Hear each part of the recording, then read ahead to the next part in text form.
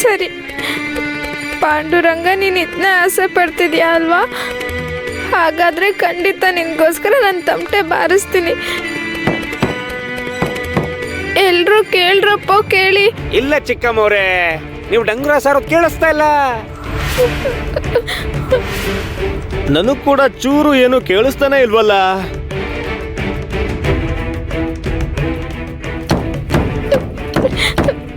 ಎಲ್ರೂ ಕೇಳ್ರಪ್ಪ, ಕೇಳಿ. ನನ್ನ ಮದುವೆಗೆ ನಮ್ಮಪ್ಪ ವರದಕ್ಷಿಣೆಯಾಗಿ ಗುಮಾಸ್ತಾ ಅವ್ರೆ, ಇಲ್ಲಿರೋ ನನಗೆ ಕೇಳಿಸ್ತಾ ಇಲ್ಲ. ನಿಮಗ್ ಕೇಳಿಸ್ತಾ ಇದೆಯಾ ಇಲ್ವಾ ಅಂತ ಒಂದ್ಸಲ ಹೇಳಿ. ಅಯ್ಯೋ, ಎಲ್ ಕೇಳಿಸತ್ತೆ ಹೇಳಿ?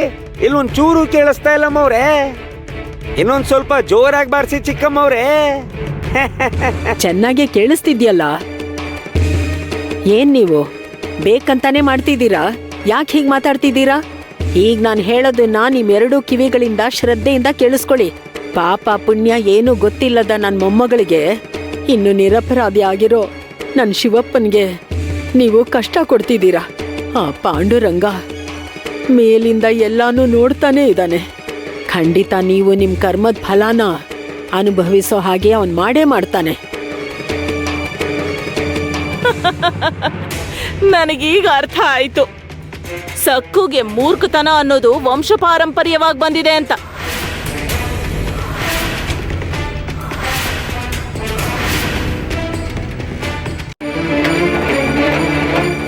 ಪಾಂಡುರಂಗನ ಹೆಸರು ಹೇಳಿ ನೀವು ಪೌರುಷವಾಗಿ ಮಾತಾಡ್ತಿದ್ದೀರಾ. ಎಲ್ಲಿದ್ದಾನೆ ಬರಕ್ ಹೇಳಿ. ಅವನ ಭಕ್ತರು ಕಷ್ಟದಲ್ಲಿದಾರಲ್ವಾ? ಇಷ್ಟೊತ್ತಿಗೆ ಅವನು ಇಲ್ಲಿಗೆ ಬರ್ಬೇಕಾಗಿತ್ತು ಅಲ್ವಾ? ಎಲ್ಲಿದ್ದಾನೆ?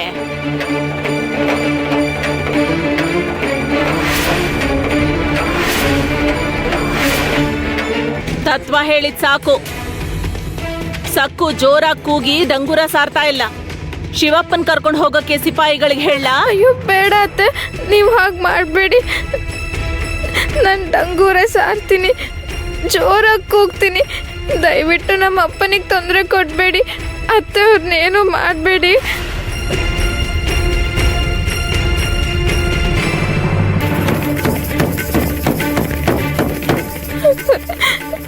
ಕೇಳ್ರಪ್ಪ, ಕೇಳಿ. ನಾವು ದೊಡ್ಡ ತಪ್ಪು ಮಾಡಿದೀವಿ, ನಮ್ಮನ್ನು ಕ್ಷಮಿಸ್ಬಿಡಿ. ನಿನ್ನ ಧ್ವನಿನೇ ಕೇಳಿಸ್ತಾ ಇಲ್ವಲ್ಲೇ? ಡಂಗುರ ಯಾಕೆ ಸಾರ್ತಾರ ಹೇಳು? ಊರ್ ಜನರಿಗೆಲ್ಲ ಗೊತ್ತಾಗ್ಲಿ ಅಂತ ತಾನೆ. ತಪ್ಪು ಯಾವಾಗ ನಡೆದಿದ್ದು? ನನ್ನ ಮದುವೆ ಸಮಯದಲ್ಲಿ. ಹಾಗಾದ್ರೆ ಆ ವಿಷಯನ ಹೇಳು. ನನ್ನ ಮದುವೆ ಸಮಯದಲ್ಲಿ ನಾವು ತಪ್ಪು ಮಾಡಿದೀವಿ. ವಿಶೋಬಾ, ಅವಳು ಏನ್ ತಪ್ಪು ಮಾಡಿದಾಳೆ ಅಂತ ನಿಮಗ್ ಗೊತ್ತಾಯ್ತಾ? ನಕಲಿ ಆಭರಣನ ಹಾಕೊಂಡ್ ಬಂದಿದ್ಲು, ನನಗ್ ಗೊತ್ತು. ಆದ್ರೆ ಬೇರೆಯವ್ರಿಗೂ ಗೊತ್ತಾಗ್ಬೇಕಲ್ಲ. ತಪ್ಪು ಮಾಡಿದಿರ ಅಲ್ವಾ? ಕೂಗಿ ಸ್ಪಷ್ಟವಾಗಿ ಹೇಳು, ಗ್ರಾಮಸ್ಥರಿಗೆಲ್ಲ ಗೊತ್ತಾಗ್ಬೇಕು. ಹಿತ್ತಾಳೆ ಒಡವೆಗಳನ್ನ ನಿಮ್ಮಪ್ಪ ನಿನಗೆ ಮದುವೆ ಉಡುಗೊರೆಯಾಗಿ ಕೊಟ್ಟಿದಾನಲ್ವಾ? ಆ ವಿಷಯನ ಹೇಳು. ಮತ್ತೆ ಮೊದ್ಲಿಂದ ಹೇಳು. ಕೇಳ್ರಪ್ಪೋ ಕೇಳಿ ಅಂತ ಶುರು ಮಾಡು. ಕೇಳ್ರಪ್ಪ, ಕೇಳಿ. ನನ್ನ ಮದುವೆಯಲ್ಲಿ ಕೊಟ್ಟು ವರದಕ್ಷಿಣೆ ಗುಮಾಸ್ತಾ ಅವ್ರೆ, ಶಿವಪ್ಪನ ಕರ್ಕೊಂಡು ಹೋಗಕ್ಕೆ ಸಿಪಾಯಿಗಳಿಗೆ ಹೇಳಿ.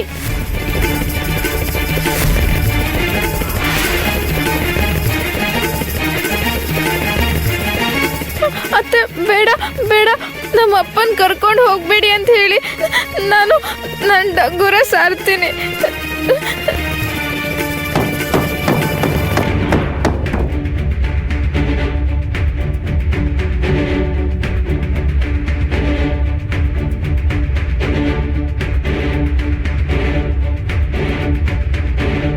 ವೈದ್ಯ ತಾತ,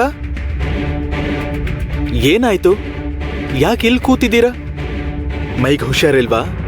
ಅಳಿ ಅಂದ್ರೆ ನಾನು ನಿಮಗೆ ಕಾಲಿಗೆ ಬೀಳ್ತೀನಿ. ನಮ್ಮ ಸಕ್ಕುನ ಕಾಪಾಡಿ. ಶಿವಪ್ಪನ ಕುಟುಂಬದ ಮರ್ಯಾದೆ ಮಣ್ಣು ಪಾಲಾಗದೇ ಇರೋ ಹಾಗೆ ನೀವೇ ರಕ್ಷಿಸಬೇಕು. ಏನು?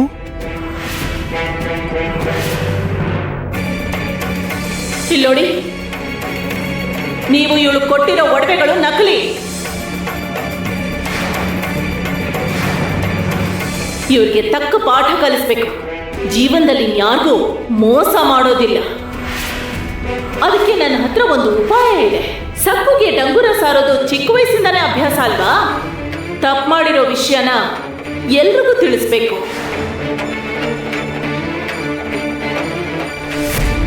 ಏನು ಅಂದ್ರೆ ತುಂಬಾ ಅನ್ಯಾಯ ನಡೆದಿದೆ.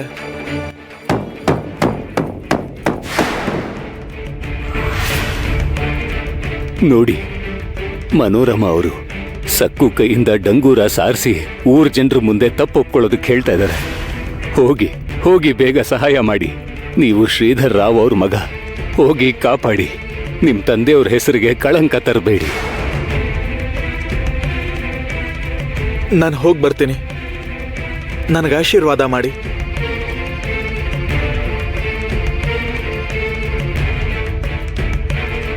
ಪಾಂಡುರಂಗ, ಇವನ್ ರೂಪದಲ್ಲಿ ನೀನೇ ಬಂದಿದೀಯ ಅನ್ಸುತ್ತೆ. ನನ್ನ ಮದುವೆ ಸಮಯದಲ್ಲಿ ನಮ್ಮಪ್ಪ ನನಗೆ ಕೊಟ್ಟ ಒಡವೆಗಳು ನನಗೆ ಮದುವೆಲಿ ವರದಕ್ಷಿಣೆಯಾಗಿ ಸ್ತ್ರೀಧನವಾಗಿ. ಈಗ ತುಂಬಾ ಚೆನ್ನಾಗಿ ಹೇಳ್ದೆ, ಆದ್ರೆ ಆಣೆ ಮಾಡ್ಲಿಲ್ಲ ಅಲ್ವಾ? ಪ್ರಮಾಣ ಮಾಡಿ ಹೇಳು ನಿನ್ನ ಪಾಂಡುರಂಗನ ಮೇಲೆ. ಯಾವಾಗ ನೋಡಿದ್ರು ಅವನ ಮೇಲೆ ಆಣೆ ಮಾಡ್ತೀಯಲ್ವಾ? ಅದಕ್ಕೆ ಈಗ ಹೇಳೋ ವಿಷಯನ್ ಕೂಡ ಆ ನಿನ್ನ ಪಾಂಡುರಂಗನ ಮೇಲೆ ಆಣೆ ಮಾಡಿ ಹೇಳು. ಹೇಳೋ.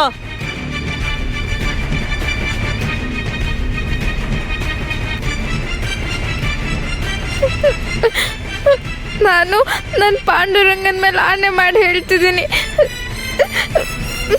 ನಿಲ್ಸು ಸಕ್ಕು.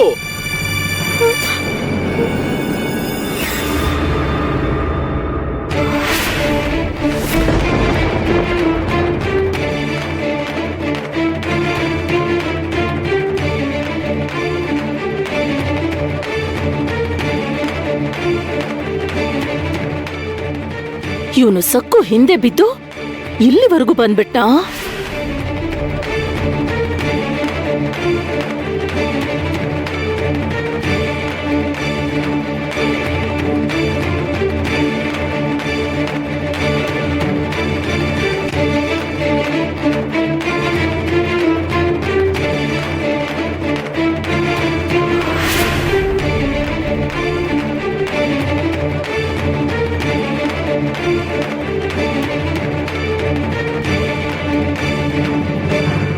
ನಿಲ್ಸು ಅಂದ್ರೆ ನನ್ನನ್ನೇ ತಡಿತಿದ್ಯಾ?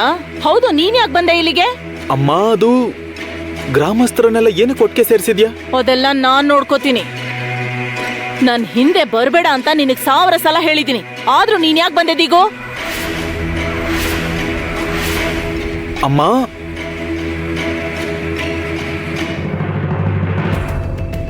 ಅರೆ ಯಾಕೆ ಅಂದ್ರೆ ಅಮ್ಮ, ನಾನ್ ನಿನ್ ಮಗನಮ್ಮ. ನಿನ್ ಮರ್ಯಾದೆ, ನಿನ್ ಗೌರವ, ಪ್ರತಿಷ್ಠೆ ನನಗ್ ತುಂಬಾ ಮುಖ್ಯನಮ್ಮ. ತಪ್ಪು ಮಾಡಿದವ್ರಿಗೆ ಶಿಕ್ಷೆ ಆಗತ್ತೆ. ಆದ್ರೆ ನೀನ್ ಈ ರೀತಿ ಮಾಡೋದು ಅಮ್ಮ, ಇದು ಸ್ವಲ್ಪನೂ ಸರಿಯಿಲ್ಲಮ್ಮ. ನಾವು ಕನ್ಸಲ್ಲೂ ಕೂಡ ಇಂಥದನ್ನ ಮಾಡಬಾರ್ದು. ನಮ್ ಮನೆ ಸಮಸ್ಯೆನ ಬೀದಿಗೆ ತಂದ್ರೆ ಅವಮಾನ ಆಗೋದು ನಮ್ಗೇನೆ. ಅತ್ತೆ ಸೊಸೆಗೆ ಹಿಂಸೆ ಕೊಡ್ತಾ ಇದ್ದಾಳೆ ಅಂತ 4 ಜನ ಆಡ್ಕೋತಾರಮ್ಮ. ಎಲ್ರೂ ನಿನ್ನನ್ನೇ ದೂಷಿಸ್ತಾರಮ್ಮ. ನನ್ ಮಾತ್ ಕೇಳು. ನೀನ್ ಕೇಳ್ಬೇಕು ಅನ್ಕೊಂಡಿರೋದನ್ನ ಅವ್ರ ಮನೆಗೆ ಹೋಗಿ ಶಾಂತವಾಗಿ ಕೇಳು. ಈಗ ಈ ರಾಧಾಂತನೆಲ್ಲ ಇಲ್ಲಿಗೆ ನಿಲ್ಸು. ನಿನ್ನನ್ ಬೇಡ್ಕೋತಾ ಇದ್ದೀನಿ ಅಮ್ಮ. ಆಗಿರೋ ಅನರ್ಥ ಸಾಕು. ನಿನ್ ಗೌರವ ಮರ್ಯಾದೆಗಳನ್ನ ಪಣಕ್ಕಿಡಬೇಡ. ನಿನ್ ಕಾಲಿಗೆ ಬೀಳ್ತೀನಿ, ಕೈ ಮುಗಿತೀನಿ. ನಾನು ಹೇಳೋದನ್ ಕೇಳಮ್ಮ.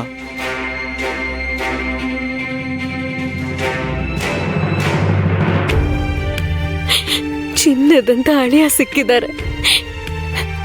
ನಮ್ಮ ಮರ್ಯಾದೆ ಉಳಿಸ್ಬಿಟ್ರು.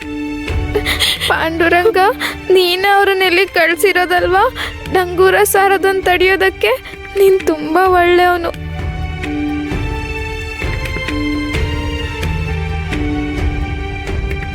ನೀವಿನ್ ಹೊರಡ್ಬಹುದು.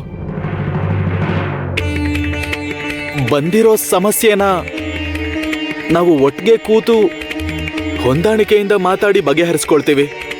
ನೀವು ಹೊರಡಿ.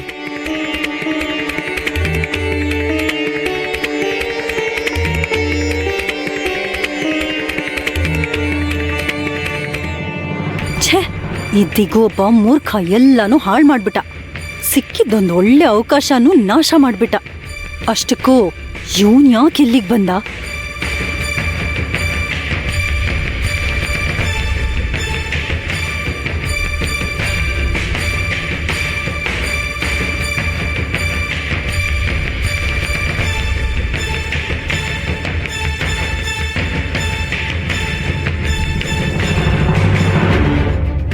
ಇವನ್ ಹತ್ರ ಸ್ವಲ್ಪ ಹುಷಾರಾಗಿರ್ಬೇಕು.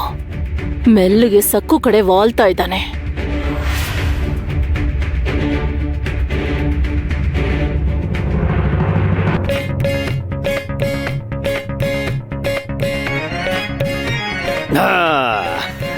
ಏನ್ರಿ ನೀವ್ ಇಲ್ಯಾಕ್ ಕೂತಿದ್ದೀರಾ? ಎದ್ದೇಳಿ, ಅಯ್ಯೋ ಎದ್ದೇಳ್ರಿ, ಅಲ್ಲಿಂದ ಎದ್ದೇಳಿ ಅಂದೆ. ನೀವ್ ಯಾಕ್ರಿ ಹೀಗ್ ಮಾಡ್ತಿದ್ದೀರಾ? ಏನಂದ್ರೆ ಎದ್ದೇಳಿ ಎದ್ದೇಳಿ ಅಂದೆ ತಾನೆ? ಯಾಕೆ ಹೇಳ್ಬೇಕು? ಈಗ ಎದ್ದೇಳಿ, ಯಾರಾದ್ರೂ ನೋಡ್ತಾರೆ. ಏನಂದ್ರೆ ನೀವೀಗ ಯಜಮಾನ್ರ ಸ್ಥಾನದಲ್ಲಿ ಅಂದ್ರೆ ದಿಗು ಸ್ಥಾನದಲ್ಲಿ ಕೂತಿದ್ದೀರಾ. ನೀವಿಲ್ಲಿಂದ ಎದ್ದೇಳಿ, ನನ್ ಮಾತ್ ಕೇಳಿ. ಸುಮ್ನೆ ಸಮಸ್ಯೆ ಆಗತ್ತೆ ರೀ. ಆ ಹೆಮ್ಮಾರಿ ಮನೇಲಿ ಇಲ್ಲ ಅಂದ್ರು ಯಮುನಾ ರಾಕ್ಷಸಿ ಇಲ್ಲೇ ಇದ್ದಾಳೆ. ಎದ್ದೇಳಿ ಅಂದೆ ತಾನೆ? ಎದ್ದೇಳಿ. ಆ ಯಮುನಾನ ನಾನು ಲೆಕ್ಕಕ್ಕೆ ತಗೊಳಲ್ಲ. ದಿಗು ಯಮನ ಬಾಯಿ ಮುಚ್ಚಿದಾನೆ, ಹಾಗಾಗಿ ಅವಳು ನಮ್ ತಂಟೆಗ್ ಬರಲ್ಲ. ಅವಳು ಯಾವ್ದು ಮೂಲೆಯಲ್ಲಿ ಕೂತ್ಕೊಂಡು ಅಳ್ತಾ ಇರ್ತಾಳೆ. ಇನ್ನು ದಿಗು ವಿಚಾರಕ್ ಬಂದ್ರೆ, ಅವನು ಸಕ್ಕುನ ವಹಿಸ್ಕೊಂಡು ಬರ್ತಿರೋದನ್ನ ನೋಡಿದ್ರೆ ಅವನು ಜೀವನದಲ್ಲಿ ಮತ್ತೆ ಇನ್ಯಾವತ್ತೂ ಈ ಸ್ಥಾನದಲ್ಲಿ ಕೂರಲ್ಲ ಅಂತ ನನಗೆ ದೃಢವಾದ ನಂಬಿಕೆ ಬಂದಿದೆ. ಅವನು ಯಾವಾಗ ನೋಡಿದ್ರು ಅತ್ತಿಗೆಗೆ ವಿರುದ್ಧವಾಗಿ ಮಾತಾಡ್ತಿದ್ದಾನೆ. ನಮ್ಮ ಮನೋರಮ ಅತ್ತಿಗೆಗೆ ಅವ್ರ ವಿರುದ್ಧವಾಗಿ ಮಾತಾಡೋರ್ನ ಕಂಡ್ರೆ ಸ್ವಲ್ಪನೂ ಇಷ್ಟ ಆಗಲ್ಲ. ಇನ್ನು ಮುಂದೆ ಅತ್ತಿಗೆ ಅವನನ್ನ ಇಲ್ಲಿ ಕೂರಕ್ ಬಿಡಲ್ಲ. ಇನ್ನು ಈ ವ್ಯಾಪಾರ ಸಾಮ್ರಾಜ್ಯಕ್ಕೆ ಭವಿಷ್ಯದಲ್ಲಿ ನಾನೇ ಯಜಮಾನ ಆಗ್ತೀನಿ, ಅಧಿಕಾರ ಚಲಾಯಿಸ್ತೀನಿ. ಅಯ್ಯೋ, ನಿಮಗ್ ನನ್ ದೃಷ್ಟಿನೇ ತಾಗೋ ಹಾಗಿದೆ ರೀ. ತಗೊಳ್ಳಿ ಕುಡೀರಿ. ನಿಮ್ಗೋಸ್ಕರ ಕೇಸರಿ ಹಾಕಿರೋ ಹಾಲ್ ತಂದಿದ್ದೀನಿ. ನಿಮ್ದ್ಯಾಕ್ ಕುಡೀರಿ. ಈಗಿಲ್ಲಿ ನಿಮ್ಮನ್ನ ಪ್ರಶ್ನೆ ಮಾಡೋರೇ ಇಲ್ಲ. ಸರಿಯಾಗಿ ಹೇಳ್ದೆ, ನಾನು ಮುಂದಿನ ಯಜಮಾನ. ನನ್ನ ತಾಕತ್ತು ಏನು ಅಂತ ತೋರಿಸ್ತೀನಿ. ವತ್ಸಲ, ಈಗ ನಾನು ಕೌಡೆಗಳ ಜೊತೆ ಅಲ್ಲ, ಆನೆಗಳ ಜೊತೆ ಅಲ್ಲ, ಚಿನ್ನದ ನಾಣ್ಯಗಳ ಜೊತೆ ಜೂಜಾಡ್ತೀನಿ. ಚಿನ್ನದ ನಾಣ್ಯಗಳ ಜೊತೆ. ಆರು ಬಿದ್ರೆ ಸಾಕು.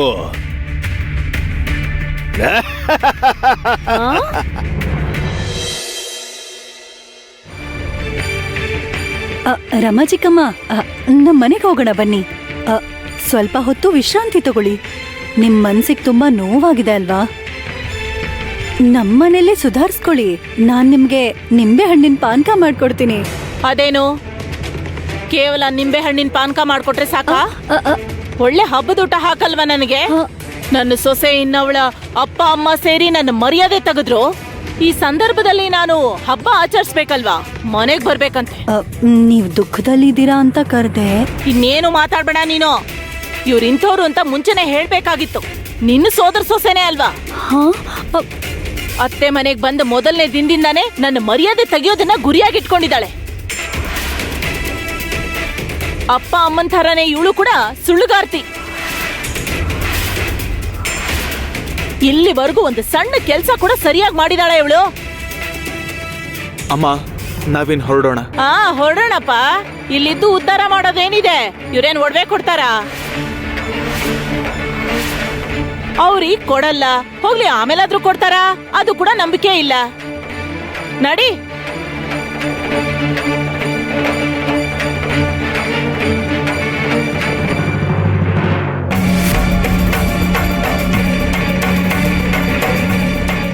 ನೀನೆಲ್ಲಿಗೆ ಬರ್ತಿದ್ಯಾ? ನಮ್ ಮನೆಗೆ. ಭಲೆ ಭಲೆ ಭಲೆ, ನಾನು ಗಂಟ್ಲು ಹರಿಯೋ ಹಾಗೆ ಕಿರ್ಚ್ಕೊಂಡು ಹೇಳಿದ್ರು ನಿನ್ಗೆ ಅರ್ಥ ಆಗ್ಲಿಲ್ವಾ? ಶಿವಪ್ಪ, ಉಮಾ, ನಿಮ್ ಮಗಳ ಗುಂಡಿಗೆ ಧೈರ್ಯ ನೋಡಿ, ಇವಳು ಮಿತಿ ಮೀರಿದಾಳೆ. ನಮ್ ಜೊತೆ ಮನೆಗ್ ಬರ್ತಾಳಂತೆ.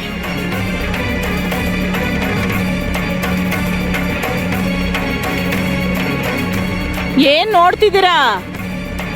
ನನ್ನ ಮಗ ಬಂದ ಅಂತ ನೀವು ಬದುಕೊಂಡ್ರಿ. ಮತ್ತೊಮ್ಮೆ ಹೇಳ್ತಿದ್ದೀನಿ, ನೀವು ನನಗೆ ಚಿನ್ನದ ಒಡವೆಗಳನ್ನ ಕೊಡೋವರೆಗೂ ನಿಮ್ಮ ಮಗಳು ನಿಮ್ಮನೇಲೇ ಇರ್ತಾಳೆ.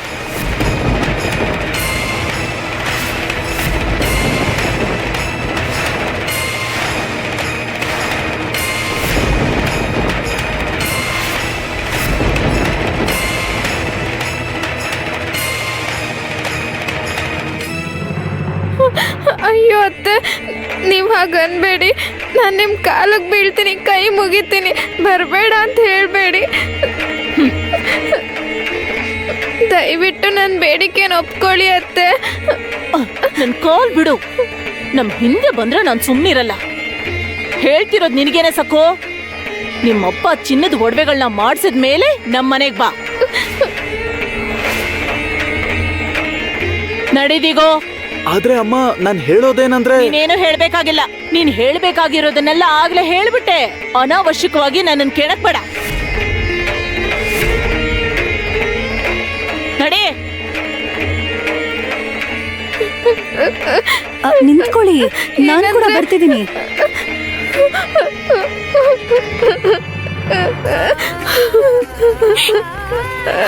ಅಮ್ಮ,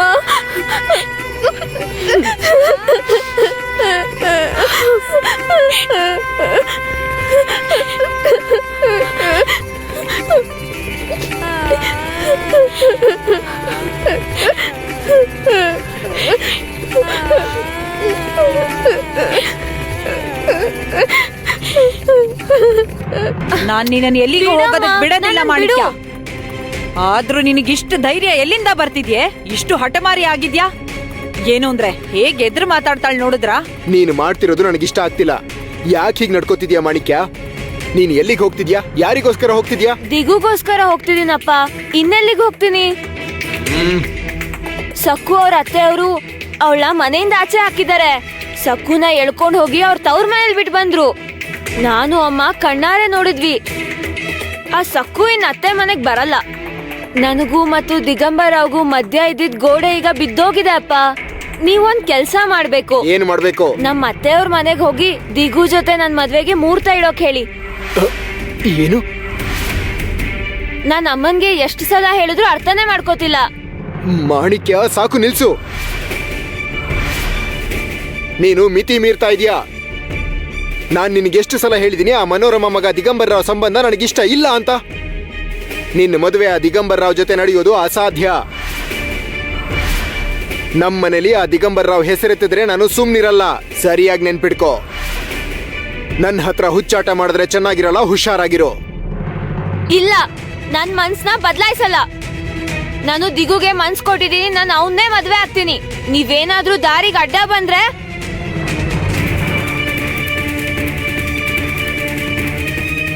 ನಾನ್ ನನ್ ಕುತ್ಕೆ ಕುಯ್ಕೋತೀನಿ.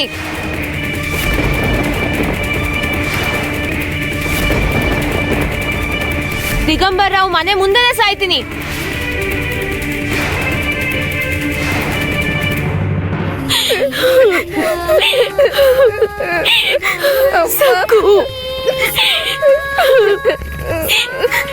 ಮುದ್ದು ಬಂಗಾರ, ಅಯ್ಯೋ ನಿನಗೆಷ್ಟು ಕಷ್ಟ ಬಂತಮ್ಮ.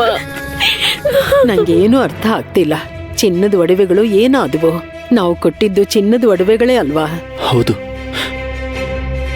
ಎಷ್ಟು ಯೋಚನೆ ಮಾಡಿದ್ರು ಕೂಡ ಅರ್ಥ ಆಗ್ತಿಲ್ಲ. ದೊಡ್ಡೋರ್ ಜಗಳದ ಮಧ್ಯೆ ನಮ್ ಸಕ್ಕು ನೋವು ಅನ್ಭವಿಸ್ತಾ ಇದ್ದಾಳೆ ರೀ. ಅಮ್ಮ, ಅಮ್ಮ,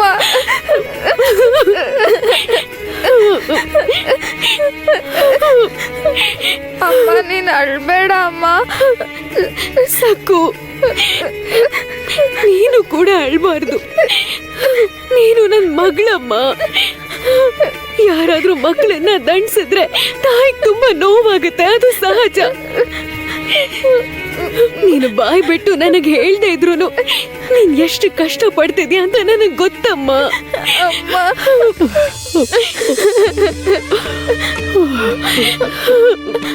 ಅಜ್ಜಿ ನೀನ್ ಅಳ್ಬೇಡ ಅಜ್ಜಿ.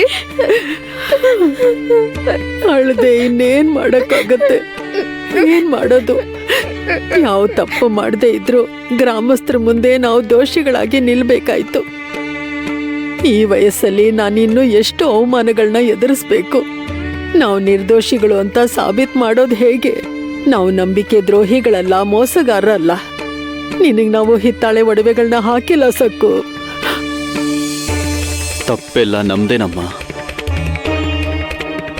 ಆತುರ ಪಟ್ಟು ನಮ್ ಸಕ್ಕುಗೆ ಮದ್ವೆ ಮಾಡಿದ್ವಿ. ನಮ್ ಸಕ್ಕು ಅವ್ರ ಅತ್ತೆ, ಅವ್ರ ಸ್ವಭಾವ ಎಂಥದ್ದು, ಅವ್ರು ಒಳ್ಳೆಯವರ ಅಲ್ವಾ, ಇದ್ಯಾವುದನ್ನು ತಿಳ್ಕೊಳ್ದೆ ಮದ್ವೆ ಮಾಡಿದ್ವಿ. ನನ್ ಸಕ್ಕುನ ಭೇಟಿ ಮಾಡೋಕೆ ಅವ್ರ ಮನೆಗೆ ಹೋದಾಗ್ಲೇ ನಿಜವಾದ ವಿಷಯ ಗೊತ್ತಾಗಿದ್ದು. ಸಕ್ಕು ಅಲ್ಲಿ ಎಷ್ಟು ಕಷ್ಟ ಪಡ್ತಿದ್ದಾಳೆ, ಅವ್ರ ಬೈಯೋದನ್ನ ಇವಳು ಹೇಗೆ ಸಹಿಸ್ಕೋತಿದ್ದಾಳೆ ಅಂತ. ಏನಂದ್ರೆ ಈ ಚಿನ್ನದ ಒಡವೆಗಳು ಹಿತ್ತಾಳೆ ಒಡವೆಗಳು ಹೇಗಾದ್ವು?